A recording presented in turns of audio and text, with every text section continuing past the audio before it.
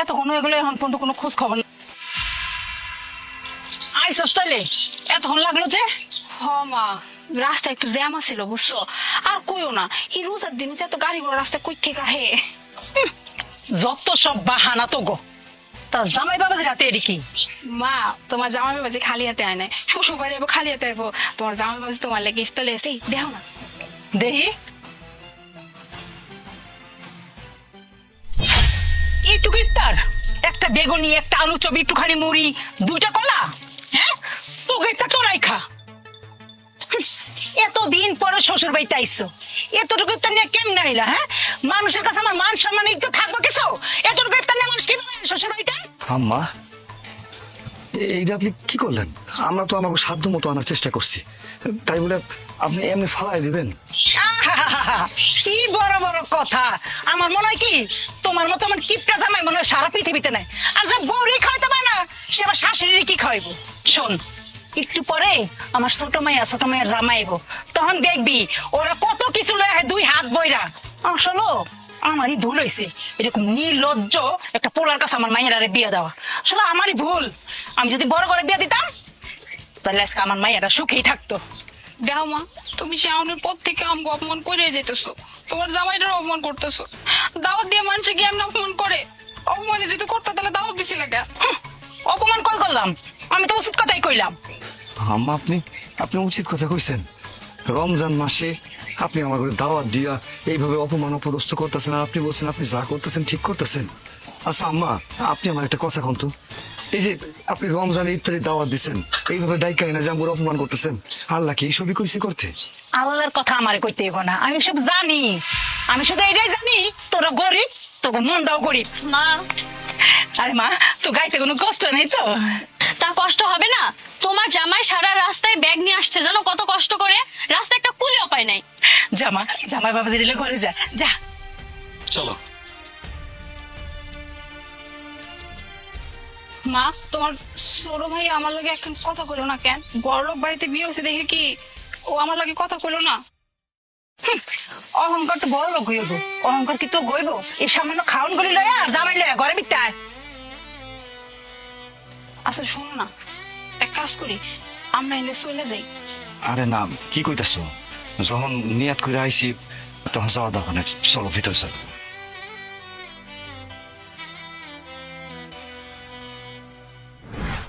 লো বাবাজি, ইফতার খাও। মা, আমি তোমাকে আগে বলেছি আমি যাত্রার সাথে বসে ইফতার করতে পারবো না, তারপর কিসের জন্য তুমি এদের ডেকেছো? আমি কি এখন রাস্তার মানুষের সাথে বসে ইফতার করবো? রিয়া, মুখ সামলায় কথা ক। আমি তোর বড় বোন লাগি, হ্যাঁ, রাস্তার কোনো মানুষ না। কি বললেন? মানে ওর বড় বোন? আসলে কি বড় বোন? আমার তো কোনো দিক থেকে মনে হয় না যে আপনি ওর বড় বোন। আহা, তুমি কি বলছো? ও আমার বোন ছিল, কিন্তু আমি অনেকদিন আগে ভুলে গিয়েছি যে ও আমার বোন।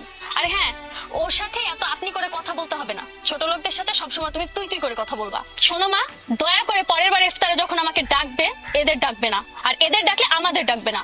ঠিকই কইছিস মা, আমার না শিক্ষা হয়েছে, আর কখনো ভুলো ওর ডাকবো না। মা, এমনি ইশারা ইঙ্গিত দিয়ে কথা না কইলেও চলবো, সোজাসুজি কয়ে দাও না যে আমগো তোমার আর সহ্য হইতেছে না। কোনো একটা কথা কই, তোমাকে বাড়ির এই ইফতার না করলে না চলবো, মানে ইফতার না করলো না আমগো বেটা খাউন ঠিকই আইবো।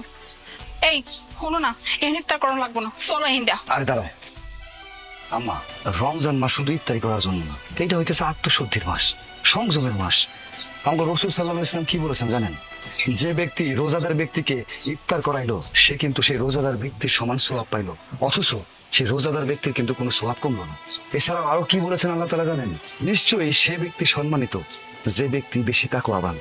আম্মা, আপনার কাছে হয়তো আমরা গরিব হইতে পারি, কিন্তু আল্লাহর কাছে ধনী গরিব এইসবের কোনো কিছু ভেদাভেদ দেখে না। আল্লাহ না তাকওয়া আর আমল দেখে, সম্পদ না। শোনো, এসব কথা না এইসব মানুষের সামনে হইলে কোনো লাভ নাই। এর এসব কথা মন বুঝবই না, আমরা এখান থেকে চলে যাই, চলো। আরে খারাপ না, যাওয়ার আগে আরো কিছু কথা কয়ে যায়। আম্মা, এই রমজান মাস হইতেছে ফজিলতের মাস, আত্মসংযমের মাস, আত্মশুদ্ধির মাস। কিন্তু আসলে কি আমরা আত্মশুদ্ধি করতেছি? নিজের শুদ্ধ পরিবারই করতেছি?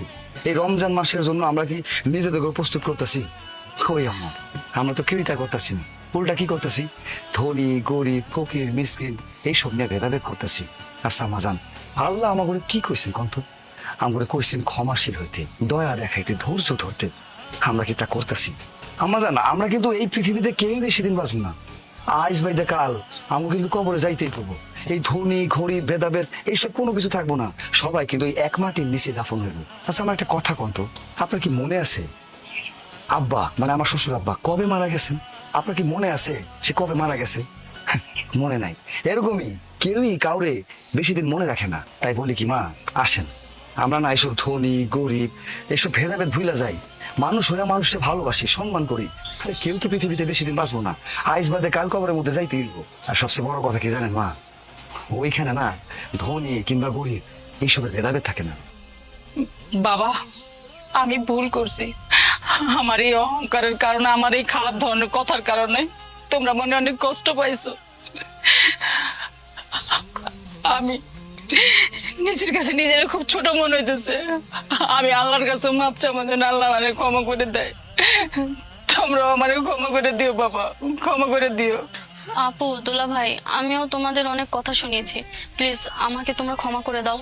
ভাই আপনি প্লিজ আমাকেও ক্ষমা করে দিবেন। আপনি যদি এইভাবে ব্যাপারগুলো এক্সপ্লেন না করতেন, না বোঝাতেন, আমরা হয়তো বা অন্ধ হয়ে থেকে যেতাম, কখনো বুঝতামই না। আচ্ছা এত সব বাদ দিয়ে চলুন একসাথে ইফতার করি আমরা। মা, তোমার এখন কথা কই, আমাকেও যদি ভুল হয় আমরা ওই ভুল শুধরানোর চেষ্টা করবো। কিন্তু মা, তুমি আর আমগুলো কেমনি করে কথা কইও না। আমি তো তোমারই মাইয়া, তাই না? আমার তো একটু হলেও কষ্ট লাগে। না রে মা, আর কোনোদিন আমি এরকম করবো না, কোনোদিনও না। সবকিছু তো মিলমিশ হয়ে গেছে আম্মা জান, তাহলে এক কাম করি চলেন সবাই মিলামিশে ইফতারি করি। রমজান মাস তো, আসি বসি। ঠিক আছে, আমি আরো 2 গেলাস শরবত নিয়ে যেতেছি।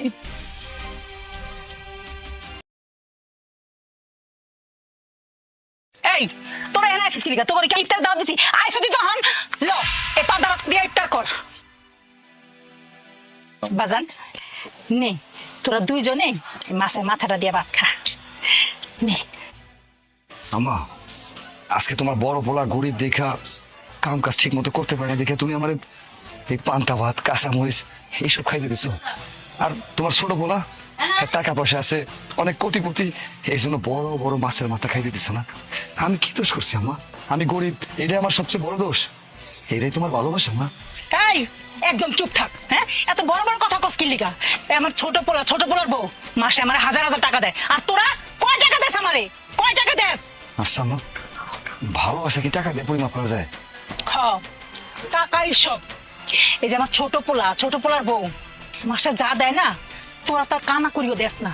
এই না আইসস না ইফতার করতে, যা দিছি এটা দিয়ে ইফতার কইরা সোজা যা। মা তুমিও না, কার সাথে বকবক করতেছো? আর ওর তো শুধু মুখটাই চলে, কাজের বেলায় কিছুই নাই। আমি যদি জানতাম যে ওরা আসবে আমি আসতামই না, হয়তো ওদের আসার আগে আসতাম, তাহলে যাওয়ার পরে আসতাম। আমার আসাটাই ভুল হয়েছে। আরে তোমার ভাই কেন আসছে জানো না? ওরা খুব ভালো মতোই জানে আজকে তোমাদের বাড়িতে আসবো আর মা আমাদের জন্য ভালো ভালো রান্না করবে। এটা খাওয়ার লোভে পড়ে না এখানে এসেছে। মা শোনেন, এরপর থেকে যখন আপনি রান্না করবেন ফকিনীদের জন্য একটু বাড়তি করে রান্না করেন, যাতে ওরাও খেতে পারে। শোনো, তুমি কিন্তু সবাই অনেক বেশি কইতেছো, অনেক অপমান করতেছো। আর কি কইলা? ভিখারি? আমরা কোনো ভিখারি না, বুঝছো? আমরা তো আইছি শুধুমাত্র টাম্মারে দেখার লাগিয়া। আমার মেলা দিন ধরে আমগো বাড়িতে যায় না, এর লেগে আজকে আমরা দুজনে এখানে আইছি। এর লেগে কি আমগোরে ভিখারি মনে হইতেছে তোমার কাছে? আমি কি বলতেছেন আপনি? আপনাদের বাসায় গিয়ে আমার মা করবে কি এটা বলুন তো? আপনার তো নিজেদের সামর্থ্য, নিজের ভালো মতো চলতে পারেন না, আপনি কিনা বলছেন যে আমার মাকে নিতে আসছে, আমার মা আপনাদের বাসায় যাবে? আর মা শোনো, তোমাকে একটা কথা সাফ সাফ জানা রাখি, তুমি যদি আজকের পর তোমার এই ছেলের বাসায় যাওয়ার সম্পর্ক রাখো, আমি তোমার সাথে কোনো সম্পর্ক রাখতে পারবো না। শোন বাবা, ওদের যদি লজ্জা শরম থাকে না, তাহলে জীবনে আর আমগো বাড়িতে কোনো সময় আইবো না। ঠিক আছে মা, তুমি তুমি একদম ঠিক কথা কইছো। আমি এই বাড়িতে জীবন ওর পা রাখুন না। মাইছে ঠিকই কয়, যা টাকা আছে তার সম্মান আছে, সবকিছু আছে। আমি জানতাম না মা, সত্যি বলতেছি, আমি জানতাম না যে তুমি তোমার ছোট পোলার লগে এত আয়োজন করছো আমার জন্য পান্তা ভাত। আমি জানলে জীবন এই বাড়িতে পা রাখতাম না মা। এই পৃথিবীতে টাকাই সবকিছু, যার টাকা আছে তার সম্মান আছে, আত্মমর্যাদা সবকিছু আছে। আর যার টাকা নাই না মা, তার আপন মাও পর হয়ে যায়। আচ্ছা চলো।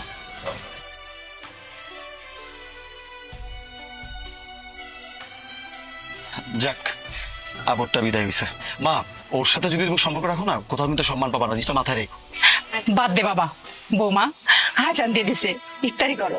মা শোনেন, ইফতারির পর আপনি আমাদের সাথে যাবেন। কই বৌমা? আবার কোথায়? শহরে যাবেন। আপনি আজকের পর থেকে আমাদের সাথেই থাকবেন। না না মা, শহরে গিয়ে আমি কি করবো? কি বলতেছে, কি করবে মানে? শহরে গিয়ে রাজধানী মতো থাকবে, এইখানে কষ্ট করে তোমার একা থাকা লাগবে। আর তাছাড়া আমি করিম চাচাকে সবকিছু বলে রাখছি, তোমার এই জায়গা ভিটে যা আছে সবকিছু বিক্রি ব্যস্ত করে রাখবে, কোনো চিন্তা করো না। তুমি আমার সাথে কালকেই ঢাকা যাবা। ঠিক আছে বাবা, তুই যেটা ভালো মনে করস তাই হইব। এখন একটু এটা করতো।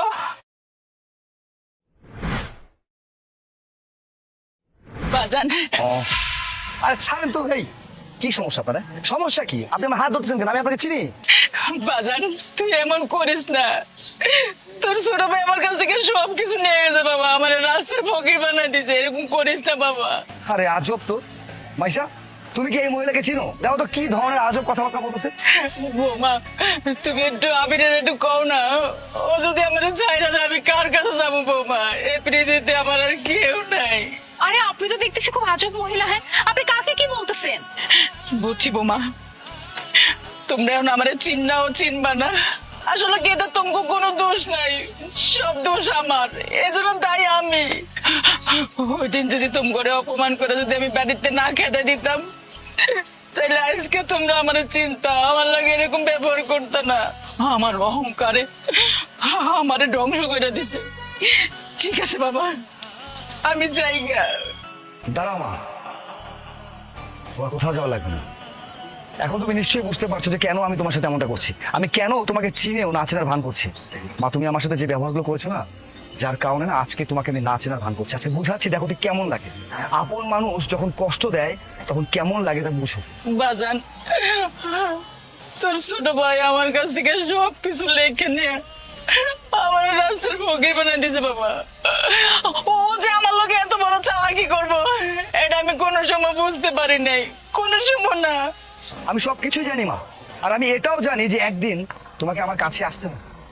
বাজান, তুই আমারে ক্ষমা করে দে। আমি তো লোকে যেটা করছি মস্ত বড় অন্যায় করছি, মস্ত বড় অন্যায়।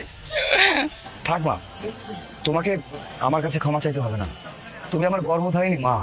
তুমি আমার সাথে যতই অন্যায় করো না কেন, আমি সন্তান হিসেবে কখনোই সেটা অভিযোগ বা মনে রাখবো না। আমি আমি আমি তোমাকে ক্ষমা করে দিয়েছি মা, আমার মনের মধ্যে কোনো কিছু নেই। চলো আজকে থেকে তুমি আমাদের সাথে একসাথে থাকবে, আসো।